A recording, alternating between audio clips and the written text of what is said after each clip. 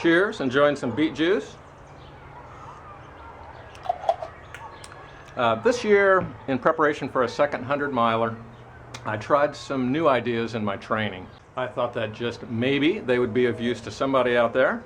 So typically I don't pay a whole lot of attention to training plans. I just look at a lot of different ideas and come up with my own. I wanted to do a first week of well over 100 miles of training within 7 days, and did it a little bit different this year.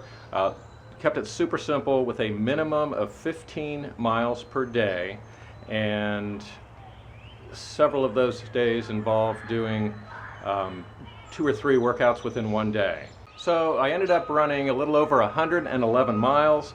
About maybe 15 or 20 of those were barefoot or in socks on a treadmill, and at least 20 or so were completely barefoot on an indoor track. The weather was pretty rough. It was spring break here, and the family schedule was a little bit hectic. So anyways, what I found is with these multiple workouts per day, that tends to allow the runner to keep their form better for all of the miles, thereby decreasing injury risk. And typically, at least for me, the first mile or two warm-up is the hardest part of most runs. So going through that tougher part multiple times per day is a good mental preparation for trying to run 100 miles. Just a quick note on treadmill training, barefoot.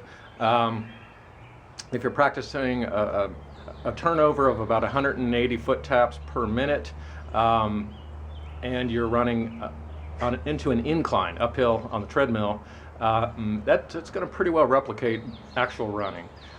There's a misconception that running on the treadmill doesn't give you the same workout, but if you do it properly, it's pretty darn close. That said, I did go well beyond 100 miles just to be sure that I was making up for any work that the treadmill was doing for me. If you're really picking up your feet quickly and turning them over fast, the treadmill's going to be doing very little of the work in terms of pulling your foot back for you. So some of the ideas that helped make this work so well was that every time I went out to run, I was thinking of it as a full body massage. I wanted to feel better at the end of every run than before I started. And the week before this 111-mile week, I reread Danny Dreyer's Chi running book and spent pretty much all those miles really focused on the basic form focuses. First that week, I drank a lot of beet juice. If you're going to run your beets off, you better be ready. Shaveti beets can be a big problem on a hot day. Now, fortunately, practicing the Chi running techniques is a great form of multitasking, obviously a great aerobic workout, great physical core workout, leg workout, everything.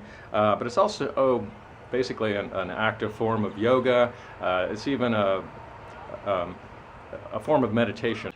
So last year, got my first belt buckle for running a 100-mile race, and did a similar training plan last year. Did a 100-mile training week last year, about 3 weeks before the run, but it wasn't an even amount of mileage each day. There was a one-day rest and then a marathon and so forth, and I ended up with some pretty serious foot pain and leg cramps. So this year's variation on that plan, it worked out really well. Do you ever suffer from itchy beets? So I wanted to make sure that the training plan would actually only work before making a video about it. And so now I've got the 2 buckles, and this is from 14, this one's from 2015. This was the stone I picked up as a souvenir from the trip down last year. This year's route was a very different route. I was traveling down a scree-filled path, so I picked up a souvenir on that path. So the whole plan worked out pretty well. It was a slow 100-miler, but I got the buckle in tough conditions. Only about 53% of the starters finished, and what was really nice was I only had to take 4 days off, and then basically I've run